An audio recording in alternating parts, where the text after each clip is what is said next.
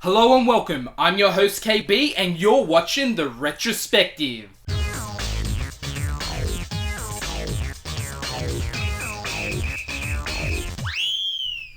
The Famicom was first released by Nintendo in Japan in 1983. It was then remodeled, renamed the Nintendo Entertainment System, commonly referred to as the NES. It was then released in North America in 1985, in Europe in 1986, and Australia and New Zealand in 1987. What's it like to play the Nintendo Entertainment System?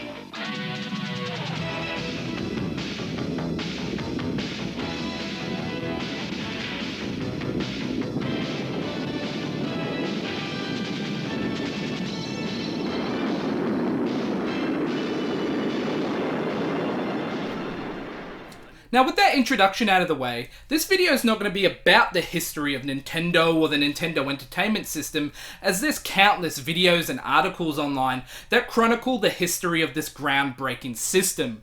This video is more going to be about my history with this system and how it helped introduce me to the world of video games. When you play the system with the most arcade hits, you're playing with power. I believe we got the system in either 1991 or 1992 when our parents brought us home the action set as a huge surprise. The action set bundle of the Nintendo Entertainment System was released in 1988, and unlike the original Control Deck release, it featured the 2-in-1 cartridge with both Super Mario Bros. And Duck Hunt, as well as the orange Zapper gun. Now, there was an action set bundle released with the grey gun, but the version released in Australia and New Zealand was licensed by Mattel and featured the orange gun, such as you can see here. Now, getting this as a kid, my young mind was blown, as I experienced the joy of playing video games for the very first time.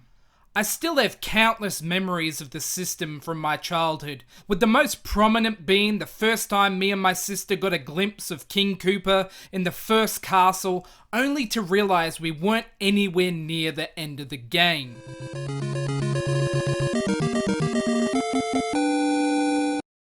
The Super Mario Bros. Has had an immeasurable impact on the world of gaming. A perfectly designed platform delight which is still equally enjoyable to this very day. And also Duck Hunt. While not quite the masterpiece that Super Mario Bros. Was, it's still a timeless classic which was a great game for the whole family to sit round and play. And I don't think anybody who played the game doesn't have a similar memory of wanting to shoot that agitating dog while he laughs at your failure. Ah, good times. Truthfully, we got the game quite late in its lifespan, and thus only managed to pick up 2 more games for the system, they being Dr. Mario and also Digger Rock and the Legend of the Lost World.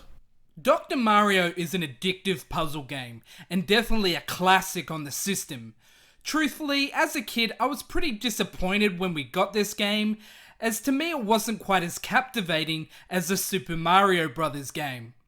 As I got older though, I did grow to love the gameplay, and it's one of my all-time favourite to this day. It also has some of my favourite music on the system as well.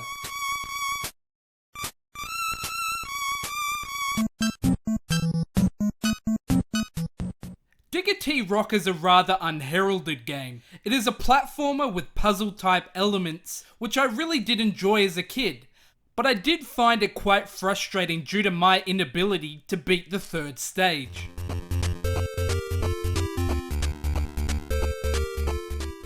Now, my nostalgia and love for this system is heavily embedded within these 4 games, but I do realise I missed out on playing heaps of classics as a kid, such as Metroid and Contra and the Zelda games.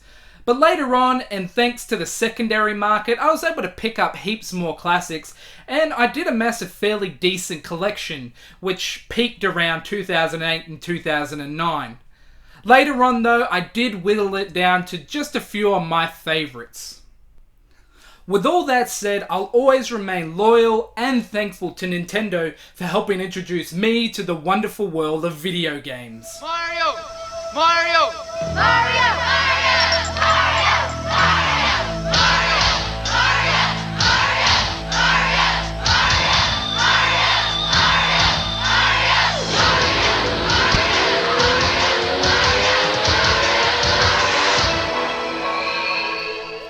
As always, guys, thanks very much for watching the show. Please remember to hit like on my Facebook page and subscribe to the YouTube channel, and I'll catch you on the next episode of The Retrospective.